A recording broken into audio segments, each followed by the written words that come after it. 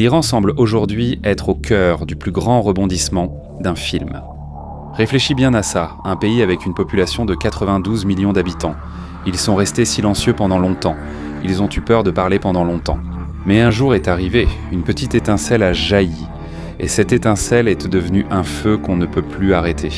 Ce n'est plus un simple rassemblement, ni des cris dans la rue, mais tout le pays s'est mobilisé en même temps. Dans 31 provinces, plus de 70 villes ont explosé de colère. Il y a même des images qui circulent. Des villes littéralement en feu, avec de la fumée, des explosions et des cris. On dirait une scène qu'on n'aurait jamais cru réelle, mais qui se passe devant la caméra. Et c'est à vous donner la chair de poule. Les villes tombent peu à peu, non pas aux mains de l'armée, mais aux mains du peuple lui-même. Un à un, ils prennent les postes de police, symbole du pouvoir, là où se trouve le gouvernement. Ils refusent désormais d'être contrôlés. Ils ne veulent plus revenir en arrière. La situation est vraiment grave en ce moment, mais où tout cela a-t-il vraiment commencé ? Et quel sera l'avenir de l'Iran ? C'est ce que nous allons examiner. Mais avant de commencer, n'oubliez pas d'aimer cette vidéo. C'est très important pour nous, les créateurs de contenu. Merci beaucoup et maintenant commençons. D'Ispahan à Hamadan et de Mashhad à Nourabad. Et ça bouge. À Hamadan, la province s'est complètement tombée entre les mains des manifestants. Même la ville sainte de Qom, qui se trouve à seulement 150 km de Téhéran, il contrôle déjà une grande partie de la région. Avant, le CGRI, ou corps des gardiens de la révolution islamique, et les milices bassidj faisaient peur à tout le monde. C'était une main de fer à l'époque, personne n'osait désobéir. Mais aujourd'hui, il y a des rapports selon lesquels même certains membres des forces de sécurité commencent à déserter et à se retourner. Ils se rangent du côté du peuple. C'est comme un effet domino. Quand l'un commence, tous les autres suivent. À Shiraz et Nourabad, on ne voit pas la scène habituelle de protestation. Les gens armés de pierres affrontent directement les véhicules blindés. Ils n'ont pas d'armes à feu, mais ils gagnent grâce à leur supériorité numérique. Ils sont très nombreux et leur colère est immense. Les images renseignements en sources ouvertes provenant de Mahabad et Shiraz en témoignent. Le gouvernement n'arrive plus à contrôler la situation. Les lignes logistiques sont coupées, les réseaux de communication sont tombés. Il n'y a pas de commandement clair, pas de direction claire. Et dans les airs, il se passe quelque chose d'encore plus grand. Tandis que la terre tremble, les plans des dirigeants derrière le régime vacillent aussi. Un plan B a été ouvert pour Khamenei et son cercle rapproché. Il ne leur reste plus que 2 choix. Attendre et affronter la colère des masses ou fuir vers Moscou. Oui, Moscou. Et c'est ici qu'entre en jeu un autre grand acteur de l'histoire, la Russie. Comme ils l'ont fait avec Assad, Poutine, selon les analystes, est prêt à recueillir un autre dictateur. Selon les observateurs, renseignements en sources ouvertes, l'Iran s'effondre plus rapidement que prévu. Ce n'est pas une protestation, c'est une révolution. Autrement dit, selon les observateurs, renseignements en sources ouvertes, ce n'est plus une protestation, c'est déjà une révolution. La question que beaucoup se posent maintenant, c'est qui arrivera le premier à la ligne d'arrivée ? Le peuple qui va renverser le gouvernement ou le gouvernement qui s'enfuira en premier. Mais une chose est très claire, le mur de la peur est brisé. Et une fois qu'il est brisé, il n'y a plus de retour en arrière. L'équipe des opérations spéciales, en qui ils ont le plus confiance, le NOP, ou les unités censées reprendre le contrôle, n'ont pas réussi à reprendre les points stratégiques, même après plusieurs jours, alors qu'ils étaient censés le faire en quelques minutes. La mission qu'ils pouvaient autrefois accomplir rapidement et efficacement prend maintenant des jours. La nuit, alors que tout est plongé dans l'obscurité, un message se fait entendre à plusieurs reprises dans les vidéos provenant de différentes villes. Selon les manifestants, n'ayez pas peur, nous sommes ensemble. Et d'après eux, c'est la voix de leur force dans l'obscurité. Dans la province du Lorestan, la scène est devenue encore plus intense. Ce n'est plus seulement des cris, c'est passé à l'action. Les habitants eux-mêmes ont chassé les forces paramilitaires bassidj de leur région. Certains soldats ont même enlevé leur uniforme et se sont enfuis. C'est l'image exacte du moment où le mythe de leur invincibilité s'est effondré. C'est là que le véritable point de rupture du régime a commencé. Lorsque les forces de sécurité elles-mêmes ont refusé d'obéir à la chaîne de commandement et n'ont plus écouté les ordres venant d'en haut. Et pendant que la terre brûlait, la peur embrasait aussi le ciel. Au cours des dernières 48 heures, le trafic aérien à Téhéran n'était plus ordinaire. Ce ne sont pas des vols diplomatiques typiques, ni des routes commerciales. Les avions de transport lourds Il-76 appartenant aux forces aériennes russes et biélorusses ont atterri les uns après les autres. Ce sont les trackers de vol renseignement en sources ouvertes qui ont été les premiers à remarquer ce schéma. Selon les analystes renseignement en sources ouvertes, ces atterrissages ne sont pas normaux. Cela ressemble à de la logistique d'urgence ou à une évacuation. Et selon les analystes renseignement en sources ouvertes, cela serait un signe de panique et d'un plan qui ne peut plus être caché. 5 avions cargo lourds en seulement 48 heures, ce n'est pas rien. C'est comme la dernière tentative d'une alliance qui essaie désespérément de se sauver mutuellement. Mais que transportent vraiment ces avions ?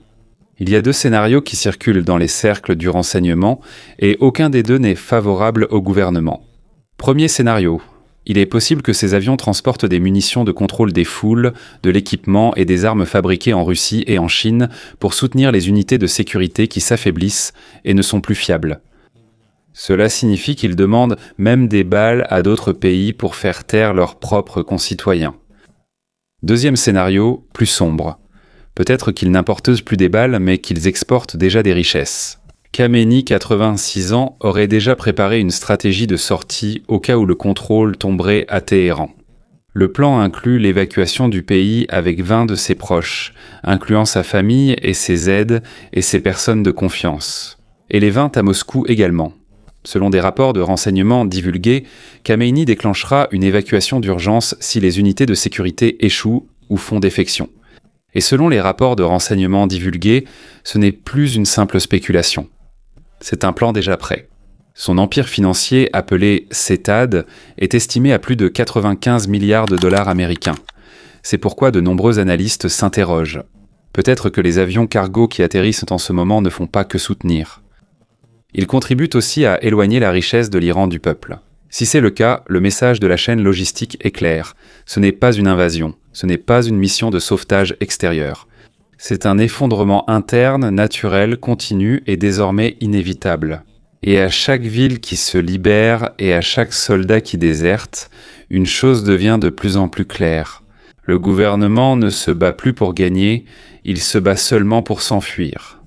Pendant des années, les forces de sécurité iraniennes, en particulier les gardiens de la Révolution ou CGRI, ainsi que les milices basiges connues comme la main de fer du régime.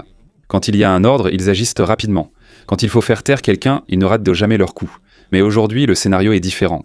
Des rapports de renseignement ont émergé et, selon des analystes occidentaux, l'effondrement au sein même des forces gouvernementales est évident. Ce ne sont pas de simples fissures, mais de grandes brèches. On observe désintégration, insubordination et la défection de certains commandants. Il y a aussi des soldats qui ont déserté et, selon des renseignements divulgués, même leurs leaders de confiance ne suivent de plus la chaîne de commandement. Et quand viendra le moment où Khamenei, 86 ans, verra que même ses propres commandants ne l'écoutent plus, il appuiera sur le bouton rouge du plan d'évasion. Ce n'est plus un secret murmuré dans les cercles du renseignement, mais un plan prêt à être activé à tout moment. Mais il y a une phrase qui a vraiment touché le cœur de tout le pays. Le prince héritier Reza Pahlavi, qui est en exil, a envoyé un message comme une flèche directement au cœur de l'identité du CGRI et des milices. Selon Reza Pahlavi, vous n'êtes pas les défenseurs du régime. Vous êtes les gardiens des 2600 ans d'histoire de la Perse. Ne dirigez pas vos armes contre vos propres compatriotes.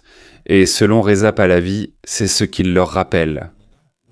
Ils ne sont pas des pions de la politique, mais le bouclier de la culture et du patrimoine de l'Iran. Ce message a touché même la plus solide des armures idéologiques.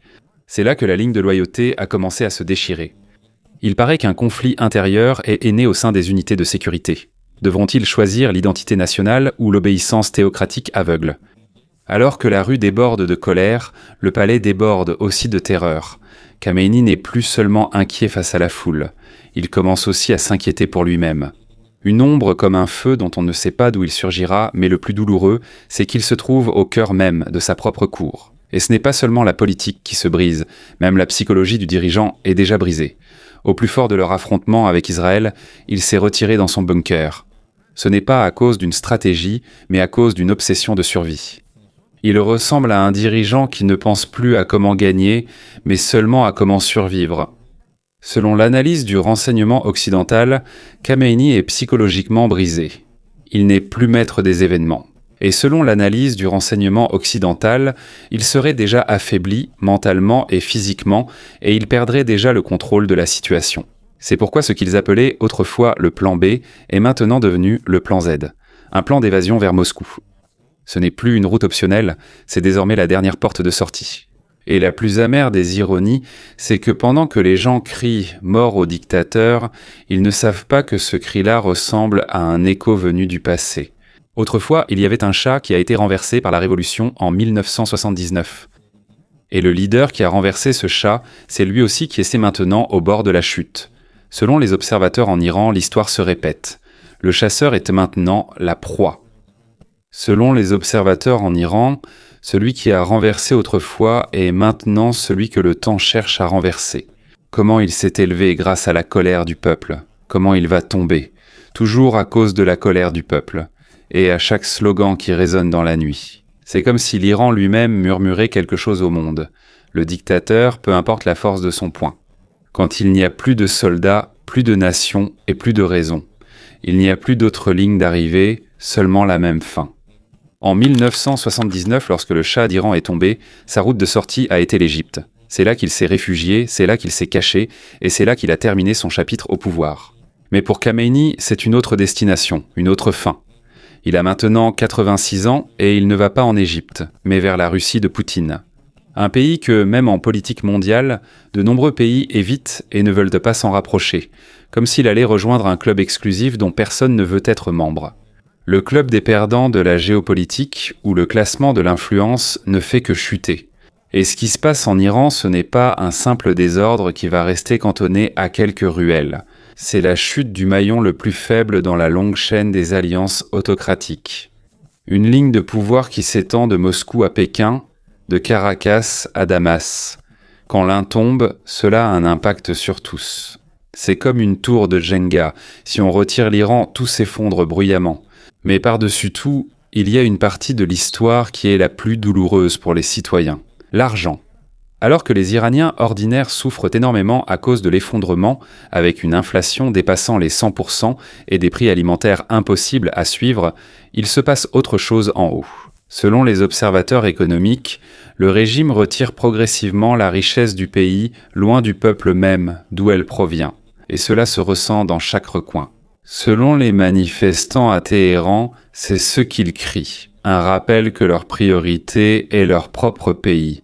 Pas les conflits étrangers, ni les guerres par procuration. La phrase est simple, mais l'impact est très fort. Cela signifie qu'ils ont déjà vu la trahison. Pendant des années, les gens ont travaillé dur juste pour manger du riz, du pain, des légumes, des aliments autrefois ordinaires, mais devenus un luxe pour eux. Pendant ce temps, leurs dirigeants utilisent le trésor de l'Iran comme une caisse étrangère. Et à cause de cela, il y a une réplique encore plus grande que d'autres pays craignent. Pour les renseignements occidentaux, l'effondrement de l'Iran montre l'échec de l'économie de guerre russe et du financement du terrorisme. Et selon eux, il est possible que son effet ne soit pas seulement un réajustement politique, mais aussi un effet domino financier qui touche la stratégie de Moscou, Pékin et d'autres régimes alliés dépendant des lignes de financement iraniennes. Ainsi, les cris dans la rue expriment plus qu'une colère, ils sont un verdict.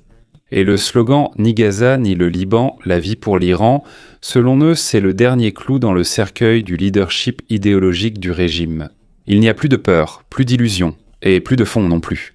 Leur révolution ne se bat pas seulement contre les armes et les véhicules blindés. C'est un combat contre la circulation de l'argent, la véritable source de la colère. Et quand il s'agit d'argent et que le leader a perdu le contrôle, ce n'est plus une simple protestation. C'est la fin d'une époque. Il est maintenant plus clair pour les Iraniens où va réellement la richesse de leur pays. Alors que les familles souffrent à cause de la chute de la monnaie et de la hausse constante des prix, l'argent circule dans une toute autre direction. Et ce n'est pas pour le peuple. L'argent qui aurait dû servir à acheter de la nourriture pour les enfants a été utilisé pour les missiles du Hezbollah, pour les drones Houthis au Yémen et surtout pour les drones Shahed utilisés par la Russie contre l'Ukraine. Chaque drone que Khamenei a vendu à Poutine équivaut à un hôpital qui ne sera pas construit, une école qui ne sera pas bâtie et de la nourriture qui ne sera pas donnée aux familles iraniennes. Au lieu de donner la priorité à l'économie, il privilégie la guerre à l'étranger. C'est pourquoi aujourd'hui, ce sont les gens eux-mêmes qui descendent dans la rue, non seulement pour protester, mais aussi pour demander des comptes au gouvernement sur les fonds publics volés. Et ce n'est pas seulement l'armée qui s'affaiblit, même l'esprit et le sang-froid du dirigeant sont déjà brisés. Khamenei, âgé de 86 ans, s'est retiré dans son bunker lorsqu'il y a eu un conflit en Israël. Pas par stratégie, mais par obsession de survie. Il ressemble à un dirigeant qui ne pense plus à comment faire, mais seulement à comment s'échapper et survivre. Et il y a un autre signe clair de panique au sommet. Plusieurs avions cargo lourds Il-76 ont atterri à Téhéran en l'espace de 48 heures. Ce n'est pas un mouvement normal. C'est comme la dernière manœuvre d'une alliance qui essaie désespérément de se sauver mutuellement alors qu'un régime s'effondre. Mais les conséquences de cette chute ne se feront pas sentir uniquement à l'intérieur de l'Iran. La montée du nationalisme perse et l'élévation de la voix du fils de l'ancien Shah, Reza Pahlavi, en tant que symbole unificateur, représentent un cauchemar idéologique pour la Russie. Si un nouvel Iran laïque et intégré au monde occidental venait à émerger, il ne serait plus un allié du Kremlin. Il deviendrait alors un rival naturel, un Iran libéré des sanctions et capable de devenir une alternative sur le marché mondial de l'énergie. Il pourrait ainsi briser l'emprise de Poutine sur le levier du pétrole et du gaz. C'est pourquoi la fuite de Khamenei vers Moscou n'est pas simplement un changement de personne à un poste. C'est le début d'un vide stratégique sur le flanc sud de la Russie. Alors que Poutine s'enlise dans le conflit en Ukraine, il y a même une possibilité qu'il devienne voisin d'un Iran pro-occidental. Et la plus amère des ironies, c'est qu'en 1979, la révolution a renversé le Shah. Et maintenant, le dirigeant qui avait renversé l'ancien régime est à son tour chassé par le temps et la colère de son propre peuple. Le long récit d'un monde multipolaire contre l'influence occidentale ressemble maintenant à un conte de fées, effaçant les appels des Iraniens à la liberté. Ce n'est pas un simple désordre. Ce n'est pas une petite manifestation dans une ruelle. C'est l'effondrement d'un récit, l'écroulement d'une alliance et la fin d'une ère. Et surtout, lorsqu'un gouvernement en vient à importer des balles et des gaz lacrymogènes d'autres dictateurs pour réprimer son propre peuple, ce n'est plus un gouvernement qui contrôle le pays. Leur combat est terminé, leur règne est terminé, leur pouvoir est terminé. Pendant que Khamenei fait ses valises et monte dans l'avion pour Moscou, c'est comme une grande annonce à tous les dictateurs du monde. Comme si la scène disait « Poutine ne peut pas vous sauver », tout ce qu'il peut vous offrir, c'est une maison d'été pour votre retraite. Mais en Russie, ce n'est pas une histoire d'hospitalité, mais plutôt un avertissement pour eux-mêmes. Pendant des années, le Kremlin a compté sur la technologie militaire produite en masse par l'Iran, en particulier sur les drones kamikazes Shahed 136 pour soutenir leurs opérations en Ukraine. Cette bouée de sauvetage inclut aussi des missiles balistiques et des munitions pour drones. Ce soutien a constitué la colonne vertébrale de la force opérationnelle russe sur la ligne de front. Mais aujourd'hui, cette colonne vertébrale commence à se fissurer. Lorsque le régime de Khamenei tombera complètement, la ligne d'approvisionnement qui soutient la guerre de la Russie disparaîtra également. Et si une nouvelle administration iranienne arrive, qu'elle soit constitutionnelle ou démocratique, sa toute première action sera d'arrêter ce commerce militaire, qui n'est même pas dans l'intérêt de l'Iran. Et même si la Russie détient les plans d'armes et les plans de production de drones, ce n'est pas une garantie. Car si le gouvernement change en Iran, il est possible qu'il reprenne le contrôle, ainsi que les droits sur les usines et même les actifs, de quelque manière que ce soit. Si cela arrive, ce sera un gros coup dur pour Poutine sur la ligne de front. Les munitions s'épuisent, la production est étouffée à cause des sanctions, et la Russie ne pourra plus frapper en profondeur en Ukraine sans l'approvisionnement continu venant d'Iran. Il n'y aura plus de discours sur la supériorité aérienne quand drones et Shahed seront silencieux dans le ciel. Si la chaîne de soutien iranienne disparaît, la capacité de la Russie à mener des attaques à longue portée disparaîtra aussi. Mais l'impact n'est pas seulement militaire. Autrefois, Moscou était le symbole d'une superpuissance. Aujourd'hui, c'est comme un musée des dictateurs. Assad s'y trouvait lorsque Damas est retombé. Yanukovych s'y trouvait après avoir été renversé. Et maintenant, Khamenei, le dirigeant qui a lui-même ordonné de tirer sur ses propres compatriotes, s'y accroche aussi. Aujourd'hui, Moscou n'est plus perçu comme un centre de puissance, mais comme un refuge pour des dirigeants ayant perdu leur pays et leur soutien. Et sur la scène internationale, c'est ainsi que la Russie est perçue. Elle n'est ni un sauveur, ni un libérateur.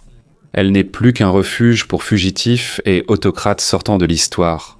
Et lorsqu'un pays devient simplement une planque pour des dirigeants rejetés par leur propre peuple, c'est le signe le plus clair que leur récit d'équilibre des pouvoirs s'est effondré. Ce n'est pas seulement la chute d'un gouvernement, c'est la chute de l'illusion des alliances fondées sur la peur, les balles et l'argent de Téhéran à Moscou. Alors que Poutine rêve de changer l'ordre mondial, il devient lui-même aujourd'hui le gardien de la plus grande collection de dirigeants déchus et expulsés de leur propre pays. La Chine, quant à elle, joue un tout autre jeu. Pékin veut la stabilité, les routes commerciales, la sécurité énergétique, les affaires. Ils ne veulent pas de chaos. Ils refusent les dirigeants qui prennent des risques. Alors quand l'Iran est tombé et que Vladimir Poutine n'a rien pu faire pour l'empêcher, c'est comme si une note mentale avait été mise à jour dans l'esprit de Xi Jinping. Selon les observateurs géopolitiques, la Chine ne mise pas sur un cheval perdant. Et selon les observateurs géopolitiques, la Chine n'investit pas dans une alliance sans victoire assurée. La Chine a besoin de l'Iran pour son approvisionnement en énergie et pour la sécurité au Moyen-Orient. Mais comme l'Iran, qui serait sous la protection de la Russie, s'est effondré très rapidement, Pékin est maintenant obligé de repenser toute sa stratégie dans la région.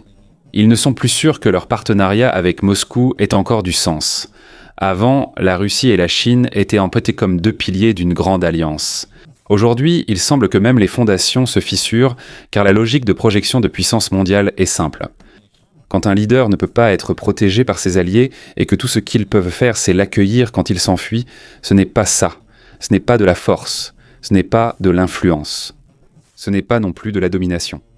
C'est une porte de sortie. Khamenei est monté dans un avion pour Moscou avec environ 20 assistants, sa famille et son cercle rapproché. Et le message, ce n'est pas une histoire de sauvetage. C'est l'histoire d'une condamnation à mort stratégique pour le récit du Kremlin. Si l'Iran s'effondre, la Russie perdra aussi son approvisionnement en technologie militaire bon marché et l'accès à l'espace aérien iranien. Leur influence au Moyen-Orient, et même leurs bases en Syrie, qui sont maintenant aussi en danger. Mais le plus grand rebondissement, ce n'est pas l'Occident qui fait tomber l'Iran. Ce n'est pas une intervention extérieure. La volonté du peuple iranien a coupé la bouée de sauvetage. Leur colère a tari le financement du Hezbollah et des Houthis et brisé la chaîne d'approvisionnement russe. Et ce sont aussi eux qui sapent l'influence de l'alliance du Kremlin. C'est comme une strangulation silencieuse, mais ce n'est pas l'œuvre d'un autre pays, c'est l'œuvre de leurs propres citoyens. C'est pourquoi ce qu'ils appelaient autrefois l'axe du mal ressemble maintenant à un château de cartes qui s'effondre au moindre souffle, les lumières qui s'éteignent à Téhéran. Ce sont des fusées éclairantes qui assombrissent aussi l'avenir de Moscou. L'Iran est déjà tombé. La chaîne d'approvisionnement n'existe plus. Les alliés sont détruits. Et Poutine est désormais seul. Et lorsqu'un dirigeant perd ses fonds, son influence et l'épine dorsale de son alliance, il n'a plus de récit à présenter sur la scène mondiale. Il n'est plus un acteur décisif. Il pourrait bien être le prochain à tourner la page. Et maintenant, c'est comme si l'histoire elle-même murmurait. Téhéran est tombé. Qui sera le prochain ? Et la réponse qui circule parmi les observateurs mondiaux, c'est que si l'Iran s'effondre, Moscou sera le prochain point d'interrogation. Parce que la guerre ne se perd pas qu'au combat. Elle se perd aussi dans les capitales des partenaires stratégiques, et dans la colère même du peuple opprimé. L'Iran se trouve aujourd'hui dans un moment rare, où les trois piliers d'un régime s'effondrent en même temps. L'économie, la loyauté des forces de sécurité et la confiance du peuple dans le système. Ce n'est pas juste de la colère contre le gouvernement, mais contre la direction du pays. L'Iran gagne de l'argent grâce à l'exportation de pétrole, mais la plupart des besoins du pays sont encore importés de l'étranger, comme le blé, le maïs, les pièces industrielles ou les ingrédients pour médicaments. Quand la monnaie chute, les importations sont aussitôt touchées. Donc même si l'Iran gagne de l'argent grâce au pétrole, les familles ordinaires n'en ressentent pas les effets. Le pouvoir d'achat des gens s'épuise rapidement. La classe moyenne rétrécit. Le chômage des jeunes augmente. Les économies des parents pour l'avenir de leurs enfants fondent comme de la glace, à cause de la chaleur de l'inflation. Et comme aujourd'hui le champ de bataille des récits est numérique, le régime ne contrôle plus l'histoire. Les vidéos des civils, le journalisme citoyen et la messagerie cryptée sont devenus le cœur de la mobilisation. Il n'y a pas de leader unique dans les rues, donc il est difficile de réprimer le mouvement. Quand tu n'as pas une seule cible, tu ne peux pas facilement écraser la révolution. À l'autre bout de la carte, en Russie, une autre pression se fait sentir. Pendant des années, ce ne sont pas les avions de chasse qui ont été au cœur de leur stratégie, mais les drones, car il est plus rapide et moins coûteux de fabriquer des drones que des avions de chasse.